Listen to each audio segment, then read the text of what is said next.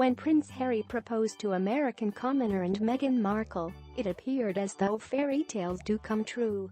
A regular girl with a messy family dynamic and recluse father was flung into royalty and would soon become a princess.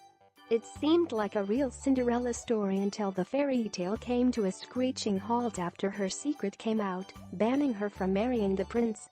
Now, Markle must face the royal family matriarch, the Queen of England, who doesn't seem too happy about what she's been hiding.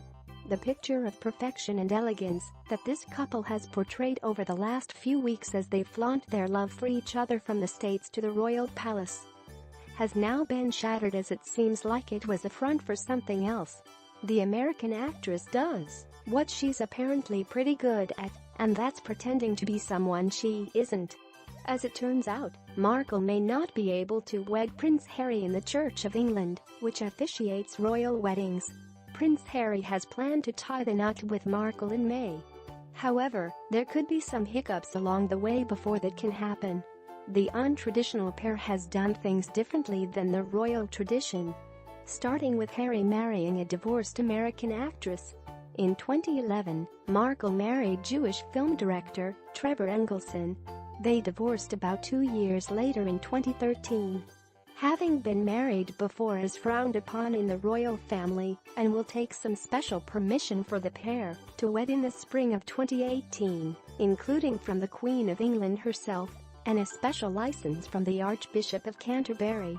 People magazine reports, for centuries, divorce was frowned upon by the Church of England, and members of the British royal family were forbidden, or at the very least, strongly discouraged, from marrying someone who was divorced.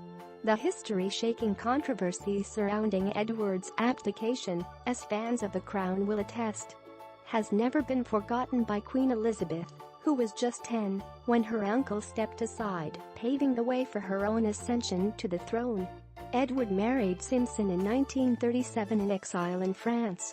But times have changed. In 2002, the General Synod, the governing body of the Church of England, voted to recognize that some marriages regrettably do fail. They added, "There are exceptional circumstances in which a divorced person may be married in church during the lifetime of a former spouse. Any decision as to whether or not to solemnize such a marriage in church after divorce rests with the minister." However, being a divorcee isn't the only hurdle Markle is facing in marrying her prince. Religion plays a part as well, and, since she seems to assume the faith of whoever she's with, she's going to have to state what she believes on her own. It's unknown what a religion is, or if she has one, since she married her first husband in a Jewish ceremony, but attended a private Catholic school growing up. If she's in fact Catholic, this could be a problem in marrying Harry in the Church of England. People magazine explains, in order to remain in the line of succession, members of the royal family cannot be Catholic. The vast majority are members of the Church of England, with the Queen serving as the head of the church. And until 2013, laws forbade members of the family from marrying someone who is Catholic. It was a restriction couples could work around. Peter Phillips' wife, Autumn, converted from Catholicism before their May 2008 wedding. If she hadn't, Phillips, the Queen's eldest grandchild, who is 13th in line to the throne, would have lost his place in the line of succession.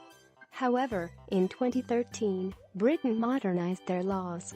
Now, those in the immediate line of succession can marry anyone they like, regardless of religion, provided they have permission from the monarch, if they're one of the first 6 in line to the throne.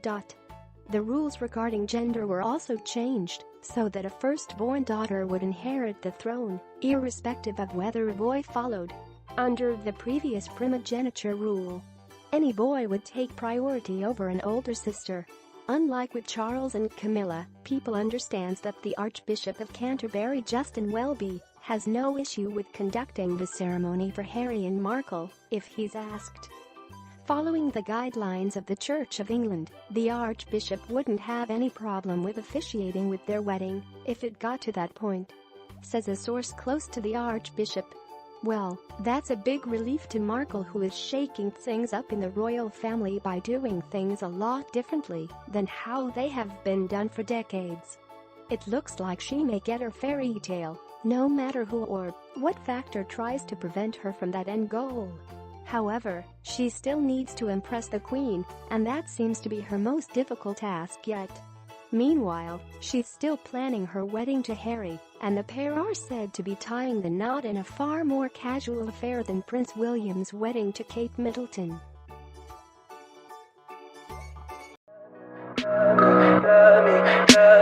Tell me pretty lies, look me in the face, tell me that you love